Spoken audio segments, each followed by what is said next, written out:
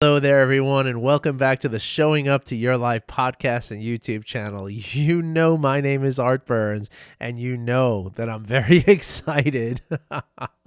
This is just a way of saying the same thing in a little bit of a different language and different sort of method, and that speaks to mindfulness in and of itself, mindfulness of communication. And this just kind of planted a little seed. We'll do an episode on that very soon. If not by the end of this week, we'll do it next week. But I want you to know that whatever is happening right now for you, I hope that you are feeling happy. And if you're not feeling happy, I hope that you understand that you can do some things to help yourself feel happy. That doesn't mean go have a drink. That doesn't mean go buy yourself a gift. I mean, you can do all those things too, but your happiness is contingent in a certain way on the ability to just be here with what's happening as it's happening right now. And every single moment provides you the opportunity to do that. Right? I've told you here before, and I don't mean to make it sound like, and this is something tricky that somebody actually pointed out to me not too long ago when I was talking about suffering. And, to me, suffering is the opposite of happiness. And it's actually in the absence of suffering that happiness is allowed to thrive, And so when I just said that happiness is within your power, to achieve happiness, I don't mean to make it sound like it's your fault that you're not feeling happy. Okay. I don't want to get that thought into your mind. Okay. It's not about placing blame. It's not about feeling as though you failed at something, right? It's really just about realizing that whatever is if you're not feeling happy right now, right? Get into what it is that you are feeling, right? Just understand what it is that you are feeling. Okay, if it's anger, if it's shame, if it's guilt, if it's jealousy, if it's whatever it is, right? Understand what it is. And now in this moment that you're understanding what it is that you are feeling, well, now we can work on letting that feeling go, right? And knowing that whatever it is you're feeling, even if it's a physical pain, right, it's not going to last forever. And it's not just this constant thing, right? There's an emerging quality to what's happening. Right? And now notice I didn't say here that I hope you're having a great day, which sometimes I do say that, but that's where we get into some trickiness, right? Because when we say, oh, it's today was a great day, or today was a bad day, or today was a really long day, whatever it is that we're going to talk about, right? We're misidentifying something there, right? We're putting a label on something that doesn't really belong, right?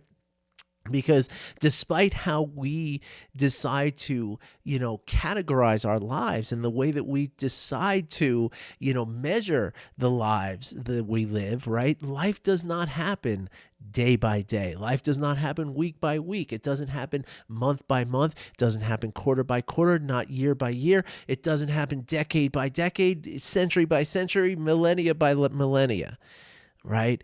It happens, even though we can sort of look at time in this way, right? Like we can look back and, when I was in my 30s, I was this, and when I was in my 40s, I can say that now because I'm past my 40s, and so we can kind of like look at big stretches of time, especially when we look historically, or we can also look forward and say, well, in 10 years, this is all going to be completely different, right? There's nothing wrong with that, right?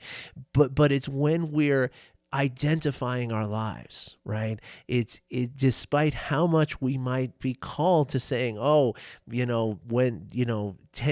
this decade has been a real, kick in the butt for me, right? Like, despite how much we might want to say those kind of things and feel drawn to say those things, the truth of the matter is that there's only one way to look at it accurately, right? And that is that life happens moment by moment. And this is a good thing, right? And this is getting back to what I was saying before, is that, it's very common and very sort of understandable for us to say something like, oh, I hope you have a great day, or I hope this has been a great day, or it's easy for us to say, this has been a miserable day, it's been a bad day, it's been a hard day, it's been a long day, I want it to be over, right? Well, what we're doing in those cases is we're taking these, all these opportunities that we have, right? Like each moment presents an opportunity to turn things around, to return to our place of presence, acceptance, compassion, and curiosity that allow us to be happy. Right? But you don't have to write off the whole day just because something happened that was bad or that was uncomfortable or unfortunate. Every moment offers you the opportunity to come back and to be happy.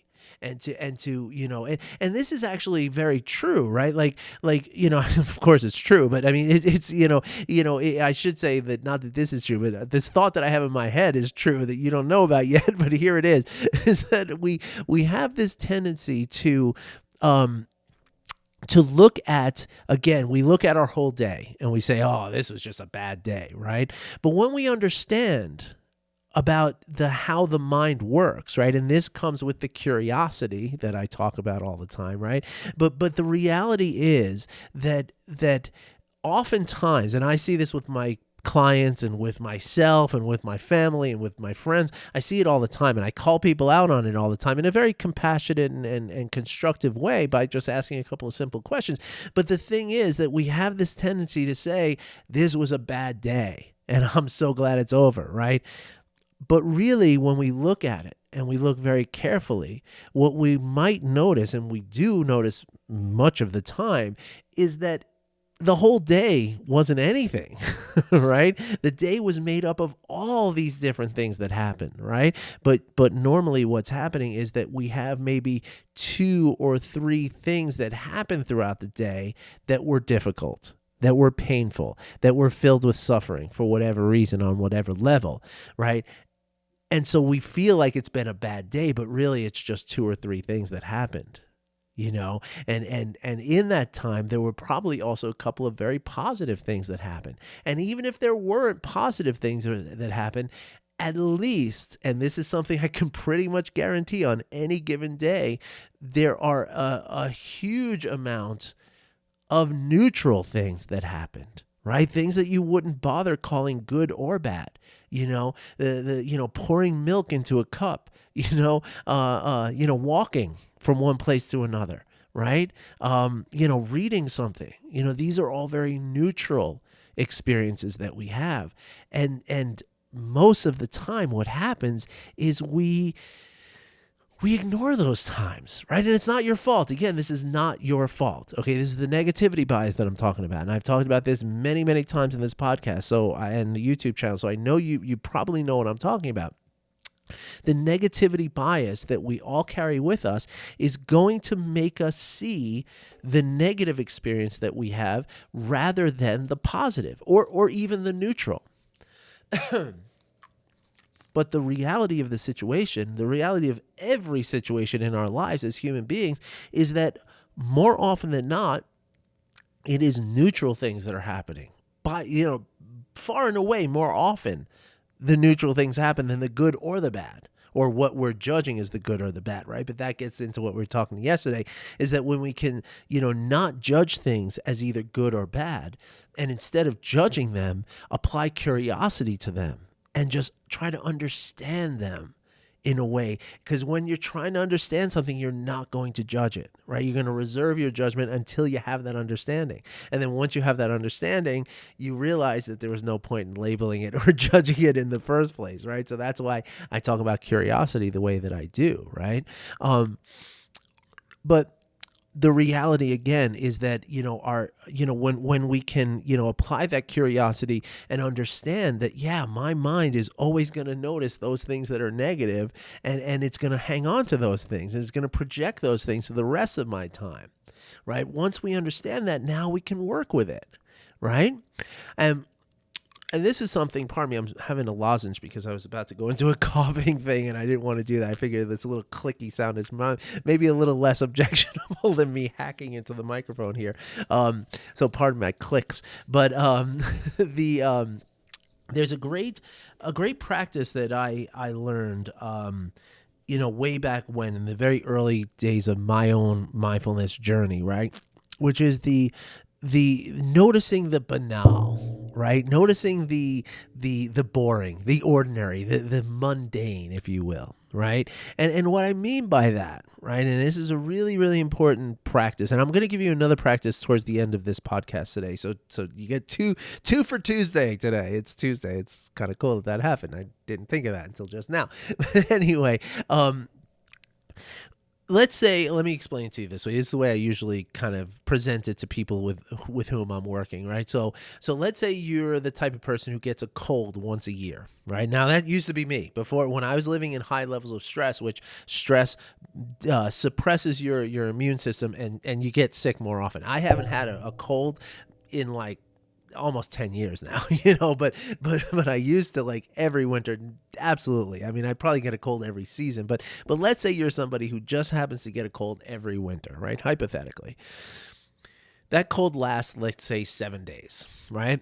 So that means if we take 7 from 365, that means that there are 358 days in which you wake up and you don't have a cold, right? Now, just file that away in your mind for a second. Now let's talk about when you have the cold, right? When we have a cold, what are we thinking about, right? We're thinking, oh my gosh, my nose is so stuffed up, my body's so sore, I can't sleep, I can't eat, I'm just my sore throat, I don't feel good, right? And that's, of course, if you're a man, you tend to do that more, apparently, I hear. but the thing is, right, that we are bound to say to ourselves in the midst of that, whether we come right out and say it or we just kind of, intimate it somehow, we have this sense that as soon as I'm done with having this cold, right, as soon as I can breathe normally again, as soon as my throat is not sore, as soon as my muscles don't ache the way they do right now, then I will finally be happy again, right? So that's great, right? Nothing wrong with that, right? Like, this cold is blocking me from being happy, right? And so that's cool. I'm with you so far, okay? Kind of. We'll talk more about that in a bit. But let's assume that I'm with you so far. Well, now, okay, let's say after you get done with the cold, let's protract it out 2 or 3 weeks from now, right? Now, the cold is long gone, right? And you wake up this morning, one of 358 days that you wake up and you don't have a cold. Do you wake up and say, I'm awake and I don't have a cold, and that makes me happy? No, you don't. I'm willing to bet that you don't, because almost none of us do unless we practice it, right? But the reality is, the accurate reality, the accurate way of perceiving reality is that you don't have a cold for 358 days of the year. And so for those 358 days of the year, we can recognize that we don't have a cold, right? It's not that something awesome is happening in the place of the cold. It's not like we wake up and we're in this euphoric, feeling like my body's never felt better than this. No, that's not what I'm talking about, right? I'm talking about the in-between of those two things, right? We judge the cold as bad. We judge the euphoria as good. Well, what about all that stuff in between, right? Because my guess is that you're not waking up 358 days of the year with euphoria in your body. Maybe you wake up, another 7. If you're lucky, you got another 7 days of euphoria, right? So now we're at 351 days a year. You wake up and it's pretty much neutral. Right? So when we can pay attention to that neutrality, to pay attention to the banality that happens in life, right? That gives us this sort of, this understanding and this acknowledgement, this awareness of the neutral times and the boring times. And when we can pay attention to those, well, what it does is it changes the perspective of either the good or the bad that we're judging, right? And of course, if we can apply curiosity to this whole thing, then we realize we don't need to judge any of it, right? So I hope that helps you. I hope that rings something in you. And if it doesn't, I would love to hear from you, okay? Because it's a very important aspect of this practice, right? Is to notice the banal, right? Notice the neutrality of things, right? And that's true in all the different practices that I talk about here, right? Even when we're practicing compassion to people, right? What we do is we pick somebody who's really easy to love, somebody who's just automatically, that's what we see is compassion for people, like the people in our families, our loved ones, our good friends, deities and religious spiritual figures, the Pope, the Dalai Lama, whatever that is for you, right? Like it's like there's no doubt in your mind that you love this person, right? But then we go to a neutral person, right? We go to the person who it's like, I don't feel either love or hate for this person. It's just this person's just there. So pay attention to that, right? And then we do the person that's difficult to wish compassion for, right? So it's the same thing, right? It's not just paying attention to the times where your body feels good and trying to relieve the times where your body feels bad. It's about paying attention to all of it and allowing yourself to dwell in that in-between space. And that's where, this functions on every level, right? Because this also functions on our thoughts, right? There is a place where one thought ends and another begins. But to the untrained mind, it doesn't seem that way. It seems like one train of thought, just all over, right? Same thing with our emotions. Right? We have a tendency to think like, I'm just, I'm angry all day, right? You're not angry all day. That emotion is constantly changing and morphing and transforming and moving through you. There are times where there's no emotion at all, right? Or at least the anger emotion has subsided for even just a brief moment. And when we can pay attention to that, well, then it diminishes that power that the anger has over us just a little bit. And the same thing happens with the sensations of your body. If you've ever been in a condition or a situation where you had an injury that caused great pain, if you paid attention to that pain, you would have noticed, and I don't know that you did or you didn't, but you would have noticed that there's a movement to the pain, just like there's a movement to pleasure. There's a movement to everything that we feel. Right? So the same principle applies macro and micro, inside and outside. It's the same thing. And when we can practice it, we can start to really, have control over how we are kind of perceiving these things that are happening to us and how we're letting those, guide us through our experiences. Right. And so what I really wanted to bring up today, and this kind of segues into it, right, is the idea of arising or arriving, for instance, right? Like, the emotions in our body, the thoughts that go through our mind, and the sensations of our body, the pain, the pleasure, and the neutrality, it's all a constant arising. It's nothing that's just set, right? Now, we do have patterns. Right. So every morning you wake up, you reach for your phone, you have a cup of coffee, you do. And so it's going to give you a very strong sense of familiarity to what's happening. Right. And it's going to seem like, OK, it's just the same things happening over and over and over again. Right. And that's a pattern, and that's definitely real. And that's something you can bring awareness to and maybe break some of those patterns if you choose. Maybe there's some patterns that are not serving you, others that are. And that's OK. You can make that choice. Right. But the point is that we have this tendency to think that our emotions are just these big, long things. Our thoughts are these big, long things. The sensations of our body are these big, long things. Our days are these big, long things. Our weeks, our months, our quarters, our years are just this big entity of something. But it's not, right?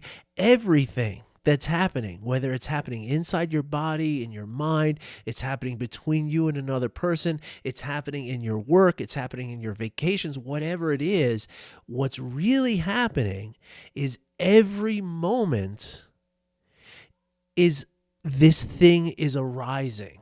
Or this thing is arriving, if you will. And I say arriving because that's going to tie into the practice that I want you to do in a couple minutes. I'm going to tell you about this, okay?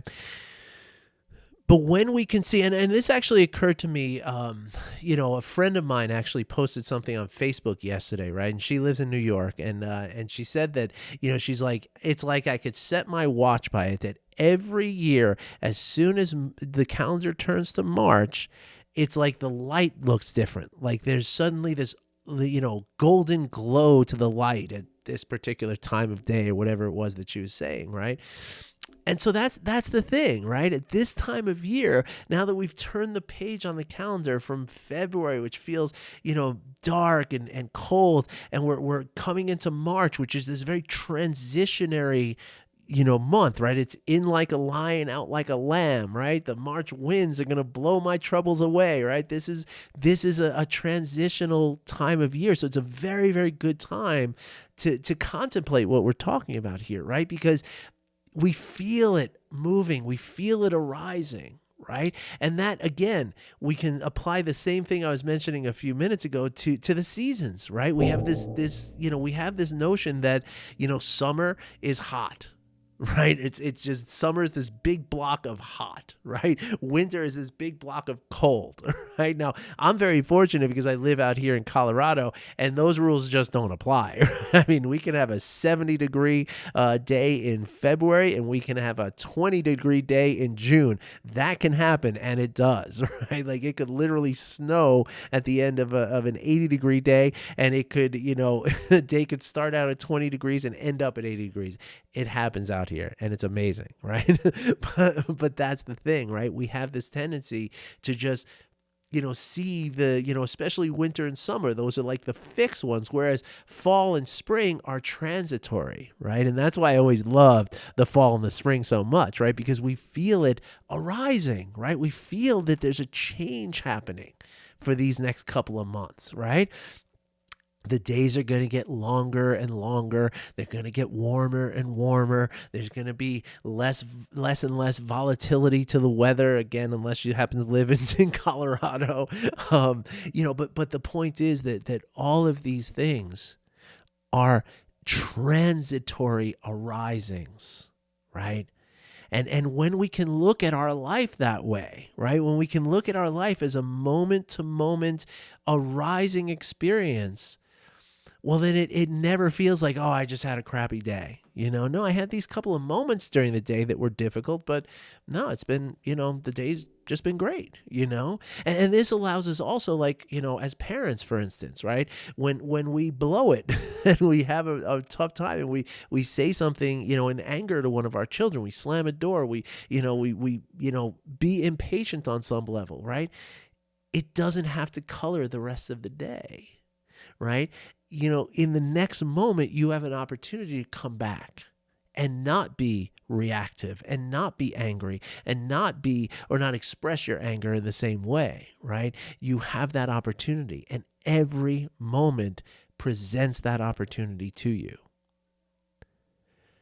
And so let me tell you about this practice. This is really cool. It's something I've talked about it here on the podcast before, but it's been a long time, so maybe you didn't hear it. And even if you did, it's worth checking out again. Okay, so this is a very simple practice that you can do virtually all day, every day, right? Because all day, every day, as we move through our lives, right, we are constantly arriving, right? Sometimes it's physically arriving. Sometimes we're driving into a parking lot to go to a store, right? We're arriving at the store, but we're also arriving in this present moment, right? We're arriving at lunchtime when our children need to be fed.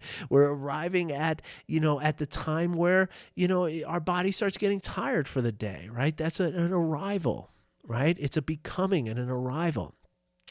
And so I'm going to invite you now to pay attention to these arrivings, right? And to really bring your conscious awareness to them. And so the easiest way to do this is through the physical arriving, right? Like when you drive to a store, right? So for the next few days, right? And I always like to break it down to just a few days, maybe a week at a time, because, again, we don't want to think like, okay, for the next year, you're going to do this all the time. It becomes very overwhelming at that point, right? So, and again, because that's just this construct is this year. I like to say, normally what I would do is I would just make it till the next time that we meet again, right? So, but of course, you and I might not meet again, so that's generally when I work with my clients, it's generally a week in between each meeting. So it's like, okay, until our next meeting, I want you to do this. So just take, just say for the rest of the day today, right? And then tomorrow renew the intention, right? So what I'm going to invite you to do is when you're going somewhere, right? And again, this could be walking from your office at home to the kitchen to get something out of the fridge. It could be driving to the store. It could be going to get gas. It could be doing whatever you're doing, dropping your children off, picking them up, whatever it is you're doing, okay? As you arrive someplace, right, notice it. Give yourself a few moments to just notice that you have arrived somewhere, right? Take a pause for a moment and just recognize that, okay, I have just arrived in this place, right? I was in this other place a few minutes ago, and now I'm in this place, right? And you can take this deeper too, right? Like so when you arrive at the parking lot of the supermarket where you have to go and you have to buy food for dinner, right? Take a moment and sense, like, okay, what's happening right now? Like, what does my body feel like right now? Right? Is it wintertime and my heat has been on in the car and I feel nice and toasty, right? Just recognize it. And now when you open that door and you step out into the air, now how does it feel? Did you go from a warm to a cold, or is it the summer and you went from a cold to a warm? Or was it just kind of equivalent? Is it that in-between time of the year where it's just very temperate and room temperature in the whole world, right? Like, notice it. Now, notice yourself walking across the parking lot into the store, and notice again what happens when you walk into the room, into the store, into wherever you are. What does the temperature feel like? Is there a difference between what was outside and what is inside? What are the sounds that you're feeling? What are or perceiving? What are the sights that you're perceiving? Is there something you can sense with your nose, right? My daughter loves to do arts and crafts and stuff. So I go into Michael sometimes, and it's like you just get bowled over by the scent of all the different candles and potpourri and all that, So I mean, that's obviously a very powerful one, right? But in the supermarket, do you smell the citrus of the produce section next to you? What is it that you're picking up? And maybe it's nothing, and that's fine, because it's just about paying attention to it. It's not about determining something. And so I invite you to do that practice, and again, you're not going to get it perfect, but what happens is when we set an intention, right? When we set the intention that, okay, today I am going to, every time I arrive somewhere, I'm going to give myself 30 seconds and really sense my arrival, right? Doesn't mean it's going to happen the first time, right? But eventually, as you set the intention over and over again, what you're doing is you're creating something that's happening in your mind that eventually it is going to happen. Right. And so it's okay. What I'm saying here is that it's okay if you forgot to arrive at a given place, because again, it's not like the whole day's shot, right? Because it's just this one moment. And there's another moment right now, right? It's constant arising. Right. And what this does is this trains your mind not only to notice the banal, not only notice the ordinary and the boring stuff that's happening in your life, but also it allows you to understand that no matter what happened in this moment, this new moment is arising, and I have the opportunity to change. I have the opportunity to behave in the way that I want to behave, with compassion, with presence, with acceptance, with curiosity. So try that out and let me know what you think. I would really love to know how that practice works for you.